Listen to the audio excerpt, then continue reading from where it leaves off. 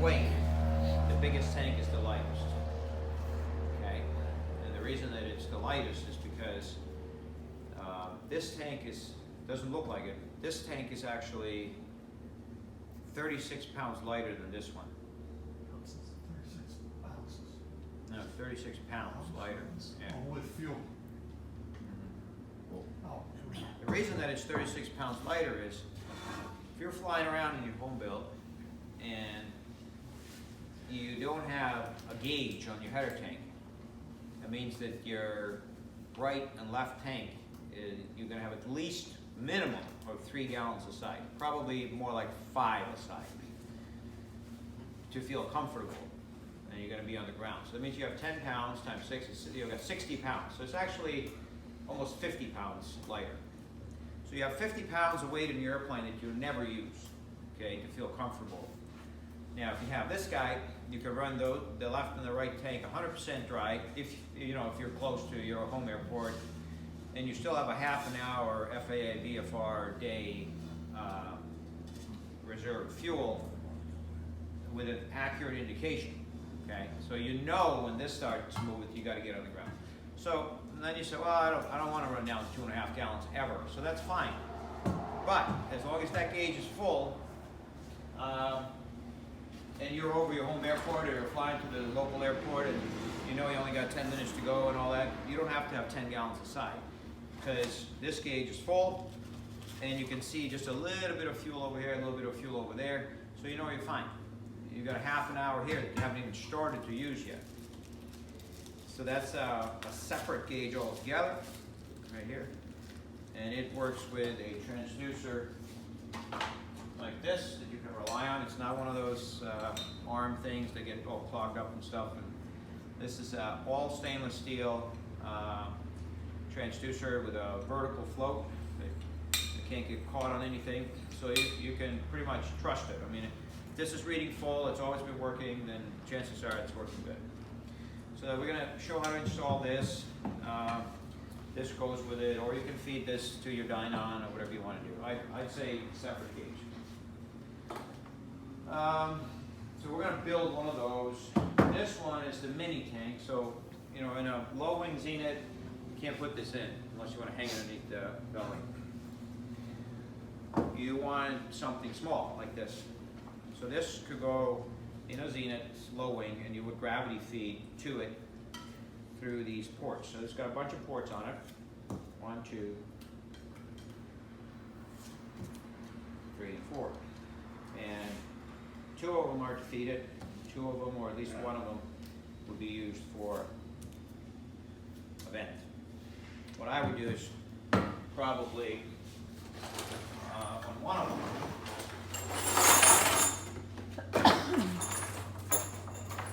put a drain, okay?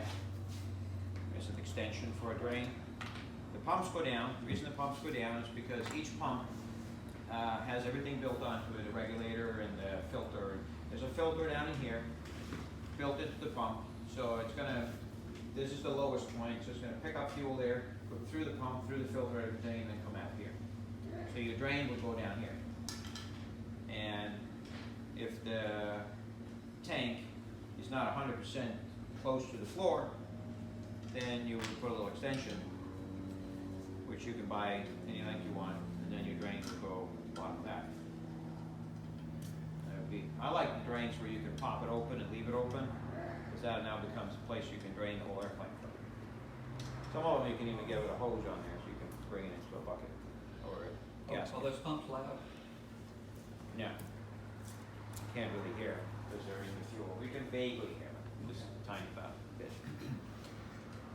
So then your feed would be here. Actually, your feeds would be to the bottom. So you could use one, probably put what I call a street fitting in here. So you have 2 inlets. One would then be a feed from that tank and feed from that tank. It would then feed this from the bottom up, and these would be your vent lines going back to the tank, or at least one of them you have to vent back to your tank. And then so they can fill all the way and push the air out of it. There's a couple of screw holes on top here. You use that to mount the tank. There is some on the bottom too. the pumps only draw 1.6 amps apiece versus the external pumps that we used to be used on cars. They draw like 6 or 7 amps apiece. I'm gonna take these pumps out of here, show them to you. Now, would you normally just have one pump running at a time? Now, it's like any airplane. One pump in cruise and 2 pumps for landing, 2 pumps for takeoff. Unless you're in a gyrocopter where you have no time, or you're flying really low to the ground in a seaplane or ultralight, then also 2 pumps. You don't want to be troubleshooting close to the ground.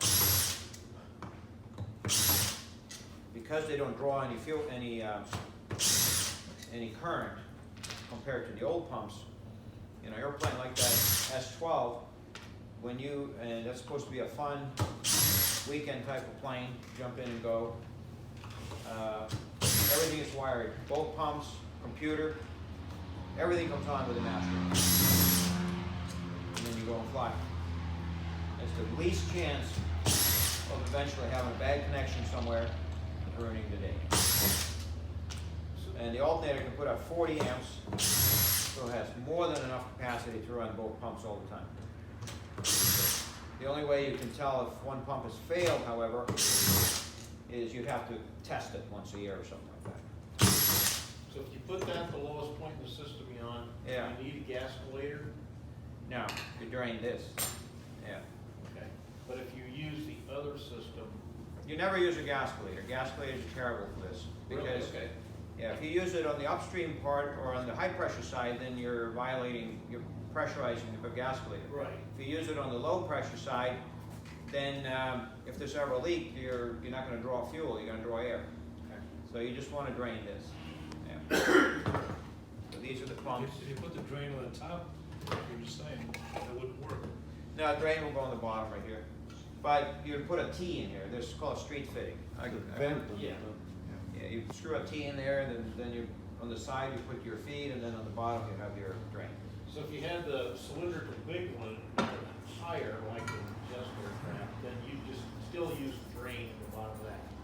Yeah, you just put a longer extension. Okay. Yeah. I got you. Yeah. So these are the basic, the pumps. So you get these things, it's already mounted for you if you buy the whole tank, but basically there's a seal here. It's got to go in a certain way. Let's leave it in. The lip goes down, that's how it works. There has a pump in it, each one. There's the regulator. So what happens is fuel goes down into this little bowl which has a filter. The pump picks it up right here. It gets pressurized. Fuel goes back down here and out to the engine. Excess fuel, you've always heard of like fuel injected engines, oh, I gotta have to return back to my tank. Well, you don't, because it's already in the tank, and excess fuel just spews out to the side here. When it regulates fuel, that means that it does it by bleeding off excess that's too much that the pump is putting out. So this would be 3 bar or 43 psi, based on how much it bleeds off on the side. How do the electrical connections go to that? They just snap on, right on the outside. It's all built into it. Just pull it like that. So you get bare wires inside the tank? Yeah, it's full of fuel. Okay. As far as. No. Electricity doesn't cause fire. Now, sparks cause fires. Spark and air. You have to vent this to your tank. You can't just vent it out the top of the plane. Well, that is the top. I mean, you don't really want to vent it to the top. If you vent it to the top of the plane, you want to go higher than your tank. So you might as well go into your tank. They're already vented to the top of the plane. Oh, that's just another irritating tube back to the tank. Well, I think you're going to have issues if you have a separate vent from the header tank out through the top of the airplane. You're going to have another chance of getting a clogged vent or fumes in the cockpit or rainwater getting in or something. So you vent it into one of the 2 tanks. Preferably both tanks. When you build a plane, you don't need a real big hose. You need just a 1/4-inch hose. It's just for air pressure to leave. On the low end here, don't you think you could put that behind the firewall? This? Yeah. Inside the plane? Yeah. You can. If I did that, I would put this like that. I would put Put some long I would legs use on. this template and drill 2 holes in the floor, and I would put the pumps down through the floor at the firewall, so that all my high pressure would be outside and my low pressure would be inside. So that's the mini tank. That's the most popular for someone that just cannot use the bigger tank. The bigger tank is nice because it saves you all that weight, because you don't have to carry all the extra fuel in the wing tanks. And let's start by putting in the transducer, which is this guy. Now, you buy these things, you learn this stuff as you go, doing what I do. And it comes with a squishy rubber gasket or a port gasket or something that you know is going to leak. And it's definitely going to leak because the tank is lower than the wings, so it's always full of fuel. Okay, it's not like the top of a wing tank where there's not fuel all the way up. There's just fuel all the way up all the time. So it has to have a proper seal, and the proper seal is a good O-ring in a machine groove. Okay, then it'll never leak. So that goes in there, and then this goes in. This is still the old VW style, which means there's 5 holes, and some German guy decided that they were not going to put them equally spaced. So you have to figure out which way it goes. I think it goes with the cord this way, but let's see. No, this way. You got 5 tries, right there. Yeah, the float senders, the Zenith has the same problem. It's the same deal. Yeah. All right. So when you work on these tanks, you're making mounting brackets and all that stuff. You want to make sure that you don't use screws that are deeper than the threads, because you're going to bust through the inside of the tank, and then you just ruin a nice tank. So you want to like pre-check the depth before you go ahead and screw something into the tank. All right, these screws you can buy screws, I don't know if you knew that already have Loctite on. Cost a little bit more, but makes it easier for assembly. I don't know if it's Loctite, it's some kind of a buoy thing they put on it and keeps them coming out.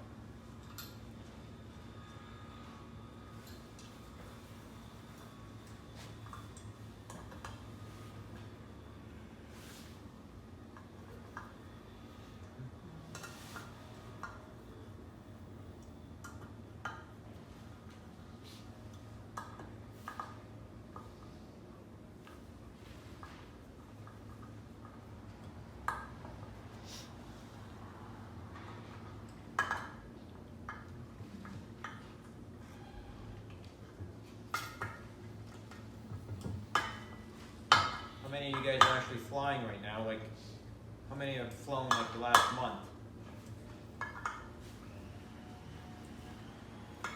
Half. All right. So that then becomes the top of the tank. So you are going to have different ways you can do this. I like rubber lines. The reason I like rubber lines is you get fuel hose that are just fuel line and it rots. You've seen it on your lawnmowers. It falls apart. It's a piece of shit after 2 or 3 years. If you use fuel injection hose, which has, you see the yellow. I barely do because I'm slightly color weak, but I can see that's yellow. That's Kevlar, and it has a nice liner, and the stuff is really, really good hose. Costs a lot more, but you can trust it, especially inside your plane where there's no ultraviolet light, anything like that, no heat. This stuff will last the life of the airplane. What's the name on that? It's just fuel injection hose. This particular one's Gates. Barricade. Barricade just means that it's also EPA approved, so it doesn't siphon. It just leak fuel into the atmosphere. What's the size on that? 5/16. 5/16 and 8 millimeters, same thing. Very close. So once you decide you're going to do that, instead of bending aluminum lines and spending another year on your plane, then you just screw these right into the tank. Or you can go with 90s, I like 90s sometimes, but we know this tank's going to be mounted on the side of a Zenith, so all the fuel lines are going to be coming from the top straight down. So these are going to go right in there, and we're gonna use that Teflon 567. Or point out that maybe everybody knows it, but never use Teflon tape on fuel Oh, yeah. fittings ever. Yeah, that's bad news. And you're supposed to stay away from the first thread. I don't follow that rule, and that's because I just don't get any here. But I do get it on the first thread because it's the first thread that would actually gall, not the second one. Like this stuff is not just for sealing, it also keeps it from galling in the aluminum, so you can get it back out.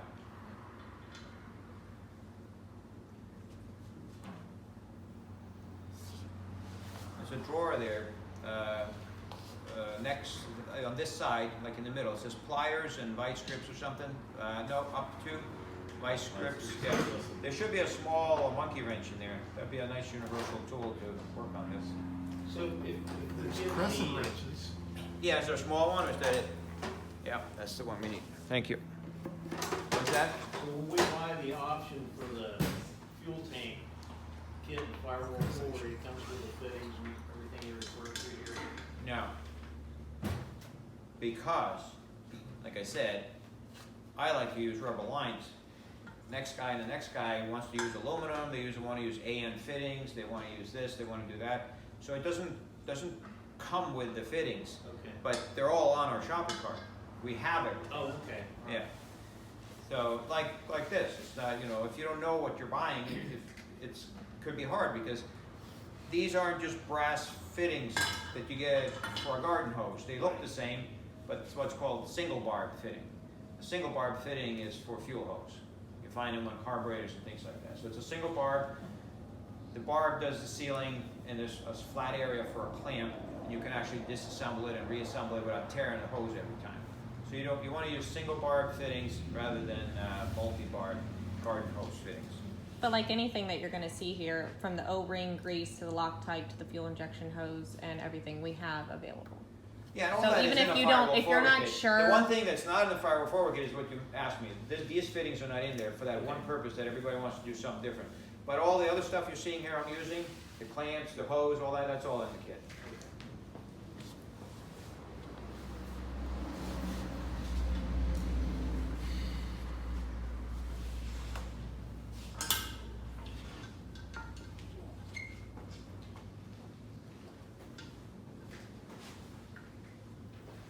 When you go in AP school, teacher doesn't want to see one of these in your toolbox. I don't believe that. I think it's a great tool. There's nothing wrong with it, as long as you use it right. It hurts to watch you. Sacrilege. There's nothing wrong with that wrench, as long as it's light duty and all that, and you use it the right, whatever. All right, so we got that side done. Now we actually have something to put it on. No, almost. So the transducer goes in the bottom, No, or on the top. it's upside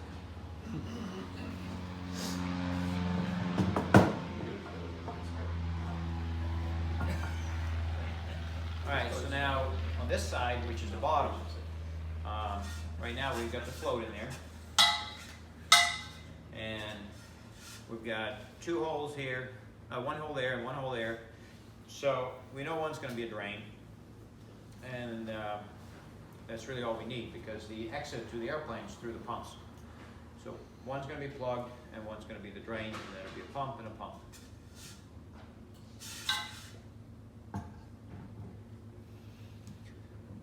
Pumps are ready to go in, seal is on. We just have to make sure that we decide which way we want this. And it seems like no matter how many times you decide, I'd like it this way or that way, once you get it installed, it's wrong anyhow. So you might as well just figure you just put them somewhere. And because you got flexible hoses, you can, it makes no sense to put there's a splitter that we put out here that has those check valves in I talked about. And if you put it like a foot away, then there's plenty of room for the hoses to go. So it's not critical which way they go. This tank doesn't actually use this piece. It uses two individual rings. And I'm not sure if I grabbed those. right in front of you, aren't they? Oh, thank you. That's how we find stuff in the shop all the time. Ask Alyssa. Now, One thing to keep in mind is if you are installing something like this and you have a port here and a port there and you want to put a 90-degree fitting, put 90-degree fitting in first because you can't turn it, it's going to hit the pump. Another way to do it is, which is fine, it's a little hook or hokey, but it works fine, is to get one of those 90-degree fittings that's 90 male to 90 female, and then screw that in afterwards, and then you can screw it any which way you want. But we're not planning to do that here. We're actually going to have a drain that's going to go straight down, and we're going to just put a plug in it, which is straight down. But since I used my monkey wrench, it probably is quicker to put it in now than later.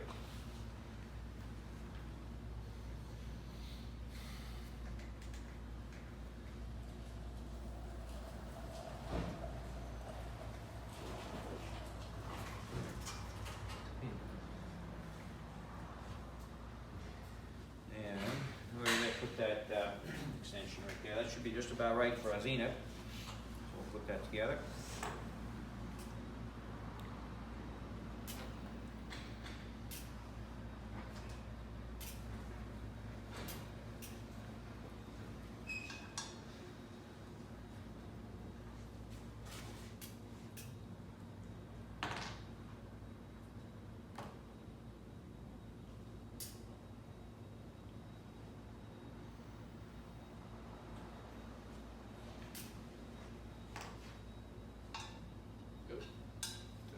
Do this again.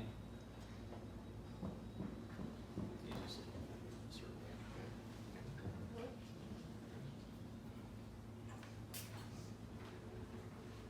See, this is like what I checked. He does it here in 10 minutes. It's gonna take me 2 days. Yeah. It's just not there. No, it's I'll put it all together and then I'll find out that one has to be put on after I put it in. Yeah, okay. Yeah. Yeah. At least I don't have to drill out rivets.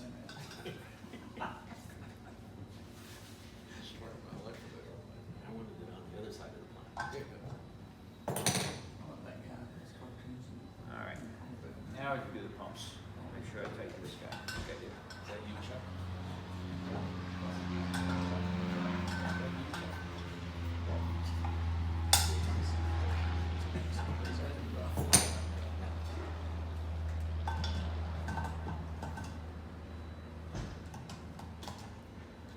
All right. So I'm going to figure, just for lack of clutter, keep these away from this, and then we'll go with that. Put them straight.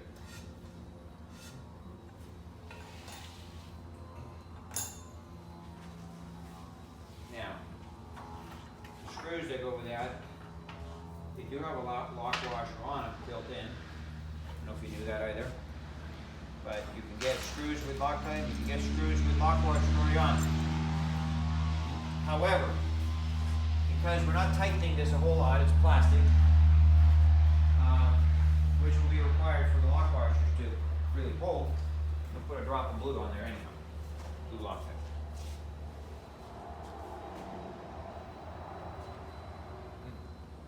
Of course, the glue you can remove the screws at least once and put them back in, and they'll be fine without adding more.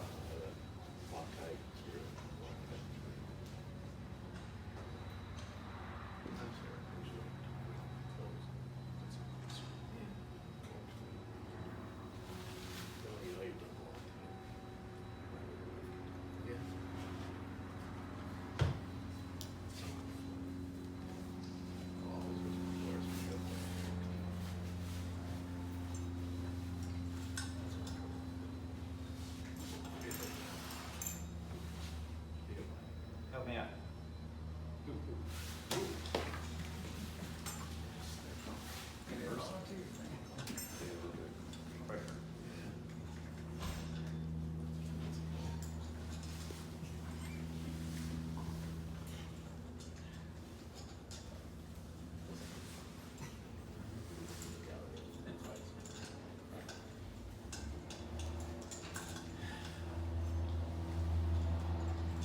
Where is this gonna be mounted in Zenith?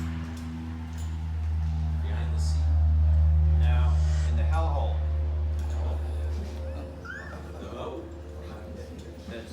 there's an opening in the Zenith, the 750, underneath the airplane, behind the cabin.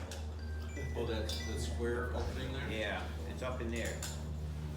And I'll show you, I got this stuff here that we would normally use to, Well, that's right. extra is good, right? Yeah, I swear I didn't see that in the drawings. It's not labeled. Palatable? No. I don't think it's labeled that. I've heard many people describe it similarly.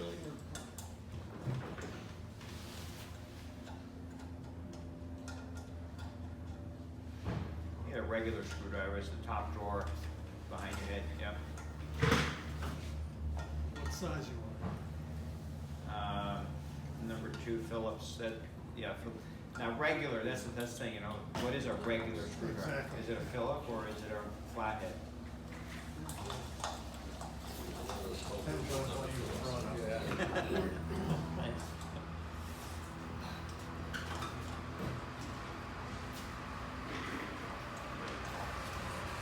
Most common one is probably a number 2 Phillips.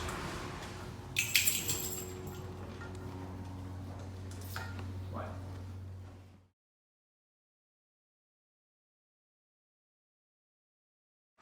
Figure out some way, but the pumps are ridiculously expensive. So there's no markup in the pumps. And then you need the expensive aluminum pipe, and you got a machine at top, you got a machine at bottom, and then there's TIG welding, and then there's powder coating. By the time you're done, it's ridiculous. So the place to save is the tank. It's I don't know if any of you guys are farmers, but I am.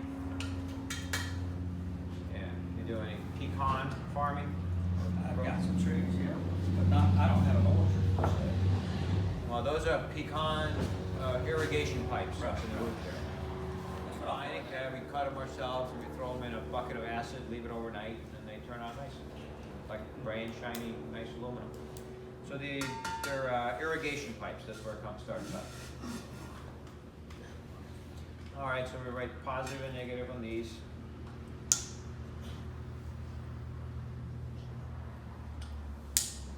Then you've got these, which are your quick disconnects for your fuel system. And those you should always put a little bit of O-ring grease on, because it's double O-ring sealed, and when you're pushing it on, the O-ring is obviously being pushed, and you don't want it to roll on itself. So you want to put a little bit of that on there.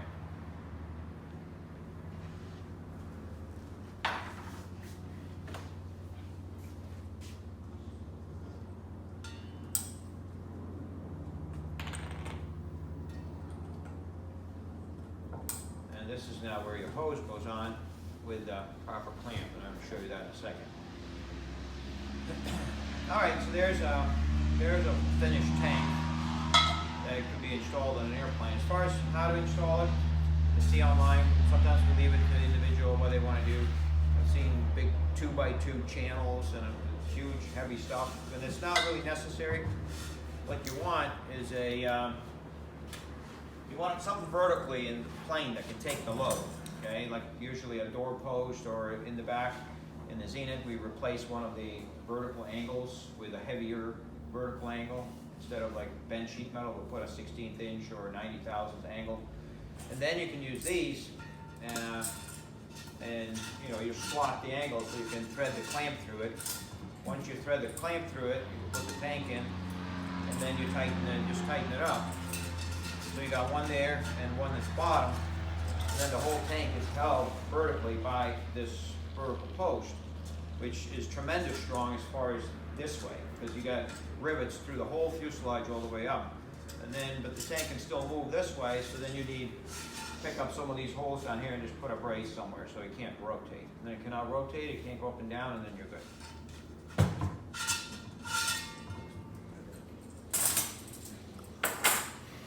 All right, hoses and clamps. Let me see if I have that. Tried to talk you into using a regular fuel hose, and with that goes proper clamps and tools. The hose cutter. There's all different kinds you can buy, make a nice clean cut. I like these actually, but the only problem with these is you can only do a certain size. But there are other ones with a straight blade, and there's all different ones.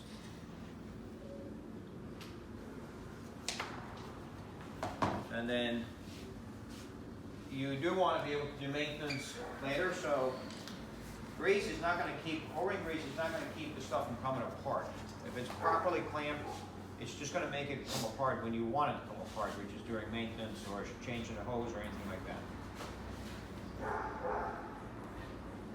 And it also makes it easier to put together without worrying about bending or breaking or damaging something because you have to push too hard.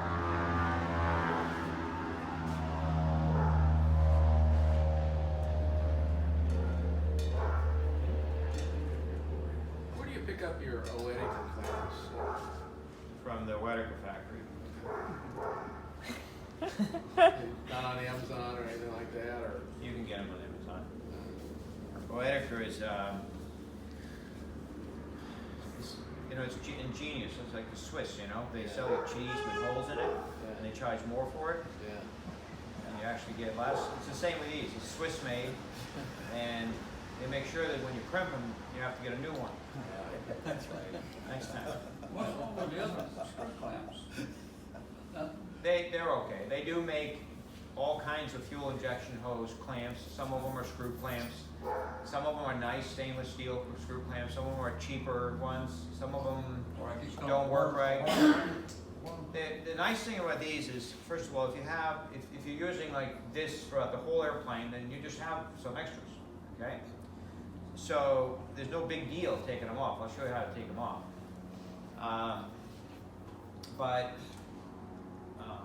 And you know, how many times are you going to take it apart anyhow? So let's crimp these.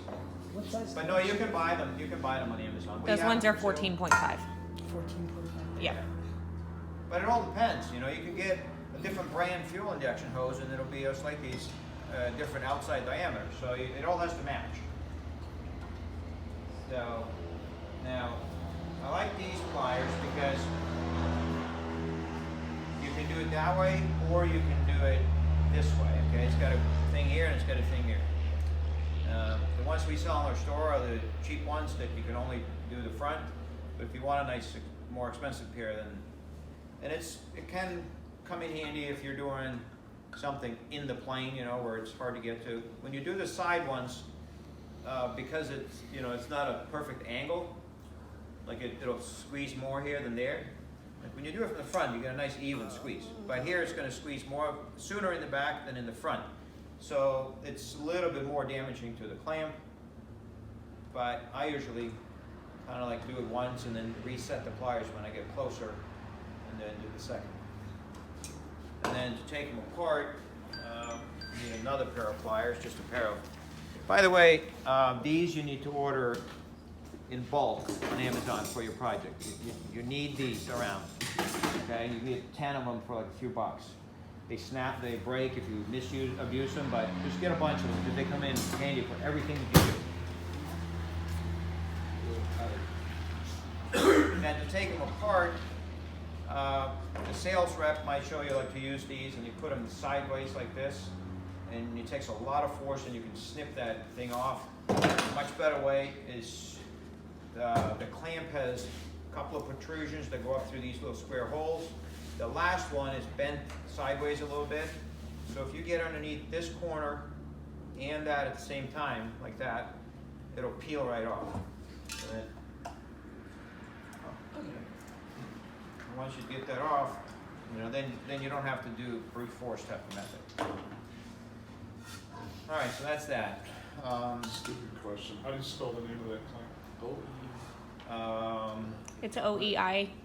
Okay. I mean, I've used them before. I just didn't know what the name was. Again, Yeah, if the you place- can't happen to find the specific kind you need, we have it all. Yeah. The place you see them all the time is on CV joint boots on cars. Yeah. Yeah, I've used them for some plumbing things here and there. So. That's about it there. These are handy, like just so you know that this stuff exists. Like if you want to run a hose somewhere, and it's too hard of a bend, you know, you can get these. They're nice when you want to route something real tight. And then when you use this system, you shouldn't even worry about it. It's not like you're going to introduce a leak, because with the grease and the proper clamp and all that, and then these are handy, but it's very few places you need to use that anymore with the system that we have. And you have the little bitty dent too? In my airplane, I run the same hose everywhere. We buy this by thousands of feet. I run it everywhere. But if you want to run a skinnier one, just go with an auto parts store and get a 1/4-inch fuel injection hose. If you want to run a thinner one. So that's that. Now, this sits in the airplane like this. This gets wired to your fuel gauge. Vent line, feed line, left tank, right there. Bottom here, pumps are there. Wire this to your ground bus. Wire this to your ground bus. Don't wire these two together. This should be your thinking throughout the whole project. Don't wire these two together and go to a single ground on a screw or a rivet in your airplane. As soon as that rivet gets out, you lose both pumps. This needs to be wired all the way back to a terminal strip that is ground. Same with the other ones. Separate wire all the way back, just for redundancy. True redundancy. This gets wired, and this gets wired through like a 5-amp breaker if you want to use breakers, and then switches. Don't use switched breakers, by the way. I've used those in the past. They're junk. Like the ones that it's a breaker and a switch in one, they don't last. Now, like I said, fuel now comes out here, and it comes out there, and it has to go to the engine. So, how does it go to the engine? Okay, we'll do it the proper way.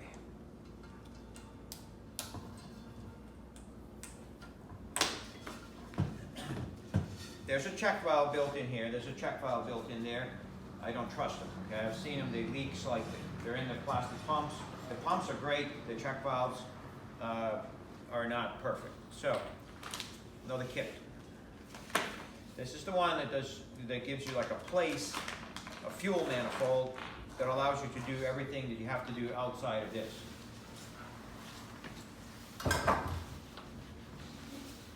And this goes with this. It goes with this. You could also use it with 2 of these. They all have to come together somehow, because there's just one engine. There's some directions. From the pumps, check valve. There's that bleed, 10,000ths bleed. It's just a brass fitting with a tiny little hole in it, and so forth and so on. So let's look at the real parts here. Tiny little block. We know that we're going to go to these two. So if you mount this far enough apart, if you mount it like close, now you're going, oh, how am I going to do this? I need a 90 here, and I need a... So there's no point in doing that. Just mount it far enough apart, and the hoses will do their thing. That's what hoses are for. They're flexible. And we have different parts in here. These are the check valves. They have an arrow on them. They're real nice. They have a little Teflon thing in there, a little spring, a little circlip. They're fancier than they look, and they're good for gasoline. Okay, they don't have O-rings. They can stay in gas indefinitely. Comes with one of these, which we already have one open, and those are going to go in first. That's from fuel pump 1 and fuel pump 2. So we've got 2 holes there. I'm just going to use them nice and straight, easy.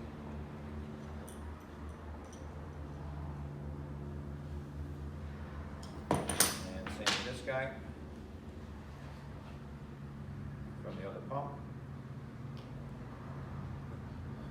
Like I said, it has an arrow showing that the fuel is coming in this way. By chance you got some where the arrow is the other way, then they're wrong. They're not the right ones.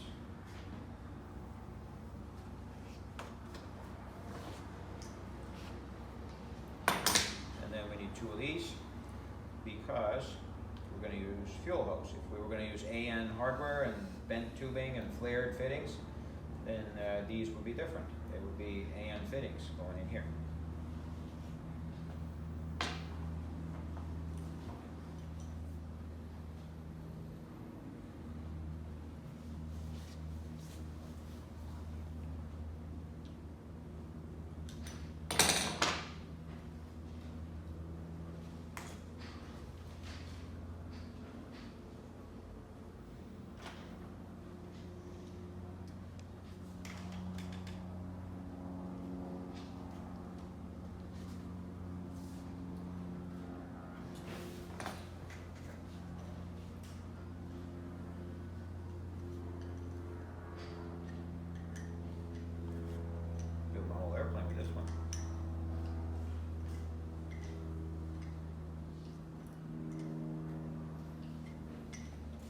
is it, by the way? Whereas what? The airplane. We put them all in different hangars because one is in the land because we'll get together. We just want to groom. All right, so in, and then you need to measure fuel pressure. So one of these is going to be for your fuel pressure transducer, and one is going to be going to the engine, and then from there it's going to go to the high pressure filter and then to the engine. So we need one of these that screws in here, and then we can plug one, and that's extra, and then one is going to be for the pressure transducer. Now, about the pressure transducer, if you have a instrument like the Viking View, or a lot of the others like Dynon and so forth and so on, they will have a 3-wire pressure transducer, which means each transducer has a bunch of wires, or 3 wires going to them. Okay, which means there's a ground and a positive and a signal, or a ground and a signal. You don't have to provide your own ground. There's the Viking View. I don't know if you guys have seen it. But if it's one of the old-fashioned sensors, you screw it in, and it only has 1 wire attaching to it that goes to your pressure readout, then you're going to have to ground this thing, because this is hanging by hoses everywhere. Okay? If it's hanging by hoses and has no ground, you won't read any fuel pressure. So now it also comes with 4 holes in it, so you can mount it to something.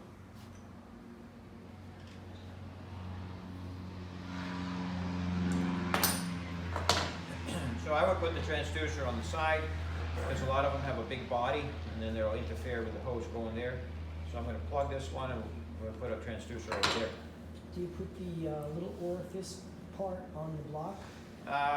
Yeah, I forgot about that. You're right. The orifice is going to be the one that I said were extra. It's obviously not extra anymore. That's it. That's 10 thousandths hole in this thing. Okay, and that's the one we talked about. If the high pressure rail bleeds back through the pump and into the fuel system, then this is what's going to leak that back. So this will be for that. Okay, so we're going to do this, and then there'll be a hose from here somewhere back to here. So since this is now coming from the pumps, I would take a hose from here, take this plug out, and just put it right in there.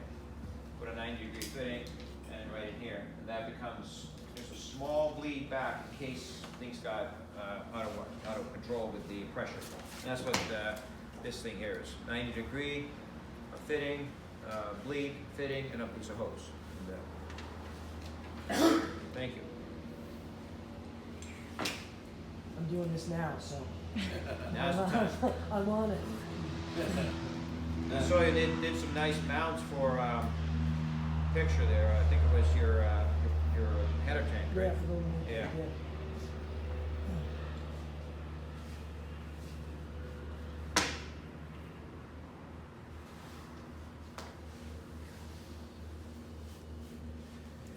All right, so this goes there, and this is marked 0.0010,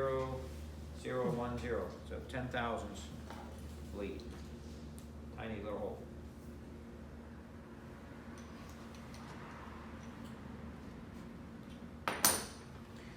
And then this is going to be the transducer, so we'll just put a temporary plug in it for now.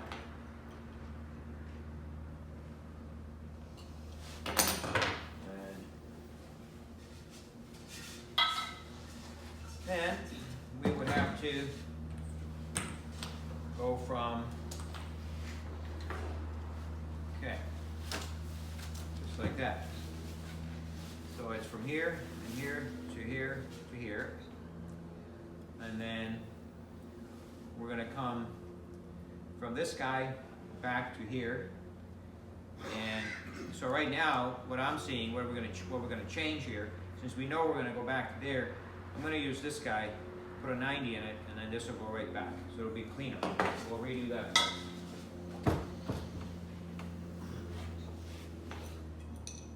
Now that tank is going to be mounted in the floor just ahead of the L hole.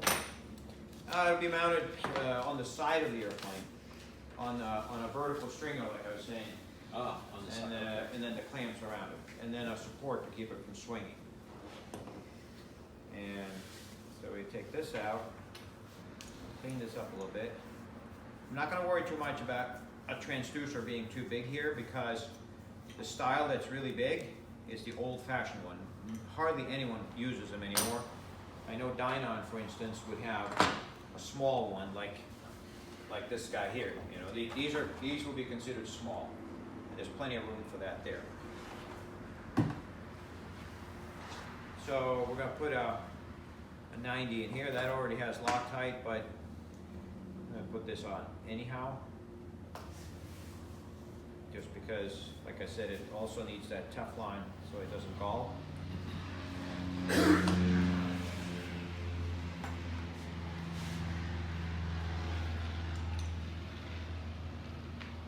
All this is in the kit when you buy the tank? Yeah. The check valve isn't. Check Check valve is in your firewall forward. Yeah, it's not with the tank, it's with the firewall forward kit. And if you already got a firewall forward kit and you didn't get it, then The whole mini then you block. will get it.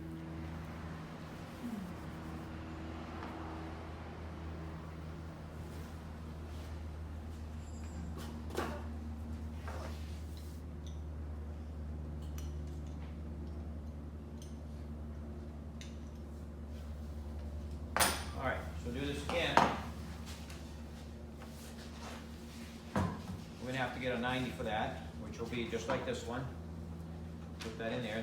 There's enough room to put this style 90 in there. You won't be able to put one in there with a barb in it, but this style will fit in here. And then barb, and then that would go to this guy. Like that. This will be the return for that, not really a return, just a bleed in case excess pressure. This will be feed to this one, and this will be feed to this one, and this will go to the engine. It will basically go from here to a high pressure fuel filter and then to the engine directly. And this will be for the pressure transducer. And that's it. That's your whole system. That high pressure bleed back is only a problem after engine shutdown. Yeah, it really can't happen while the pump is running because it's pushing fuel to the engine. So, Right. It's a after shutdown thing. You go back to your plane like a day after and suddenly turn the gauges on and it's reading 200 pounds. You know, then it's bleeding back from the high pressure side. But with that orifice, it will go to zero. Zero. Yeah.